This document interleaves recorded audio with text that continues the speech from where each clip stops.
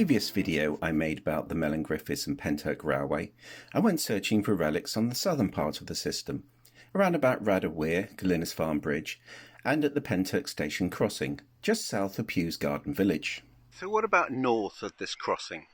Well, if you have a look on the map, you can see that a lot of it's been built on the garden centre. There are industrial units and parks and houses, all sorts across the whole of the line. And of course, north of the crossing, it was a railway, not a tramway. The tramway only went so far. So I've come out on another Sunday, and you can tell that by the fact that A, I've had my hair cut, and B, I'm now wearing a jumper, because it's not the same Sunday, and it's certainly not as warm as it was when I filmed the southern part. But I'm across the river from Taff's Well, and I'm on the track bed of what's left of this line. And I'm just going to film a few bits up here so you can see what's there, because this is actually particularly lovely. Take a look at this. Isn't this nice? Isn't this nice? Look, the river's down there. It's the River Taff. And this is the track bed of the railway. And you can start, you see things now and again, you think, oh yeah, whispers, shadows, whatever. But you could see, for example, underneath this tree, it's been held up by rocks. You could see all sorts of masonry along the sides. And it's quite obvious that this hasn't just been put down here as a track. This is something man-made. And something a little bit further on, I'll show you.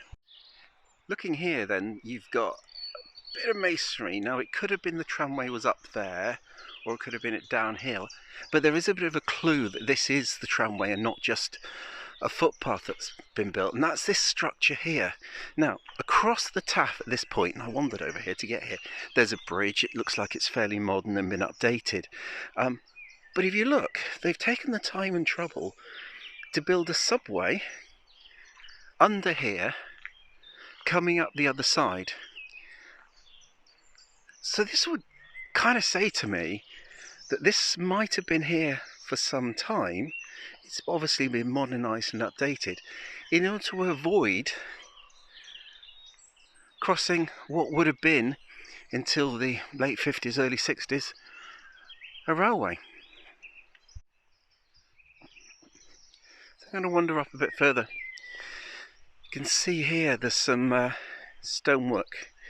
Again, this wouldn't indicate to me tramway. This would indicate to me some sort of footpath. So I'm going to keep wandering up the track, see how far it goes, see how far I can get, and more to the point, see how close I can get legally to the Taff Vale line where it would have met.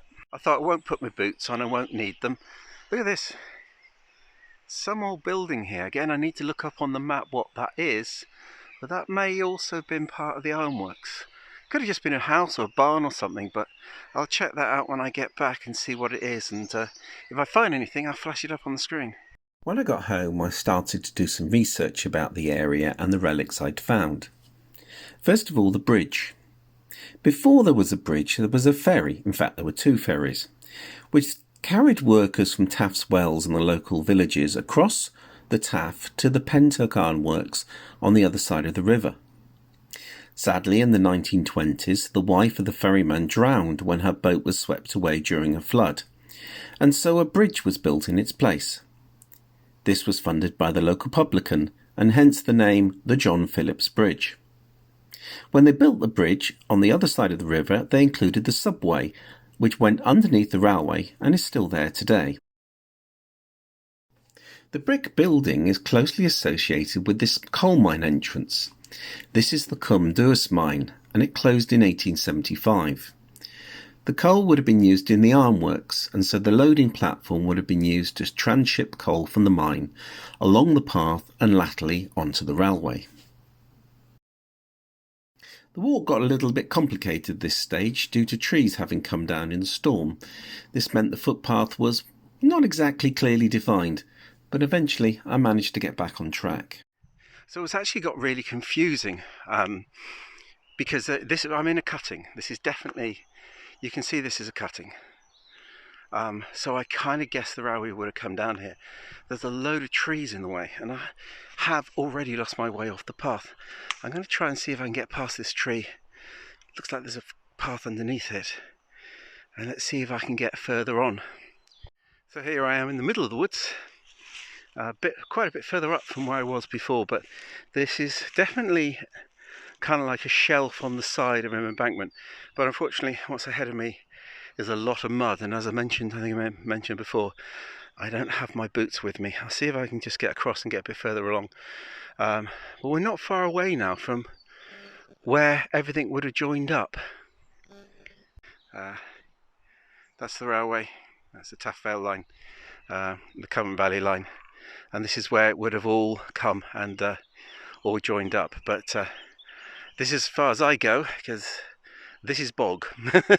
This is just soggy as anything. I don't have boots, don't have anything with me, so I'm going to turn around and go back. So yeah, the northern part of the Mellingriffiths and Pentyrch railway, and its link up to the Taff Vale line. It was a bit annoying not to get to the end of the path, but I hadn't got my boots and it was incredibly muddy. So I'll leave you with some photos I took of some of the relics that I found, and I'll see you soon.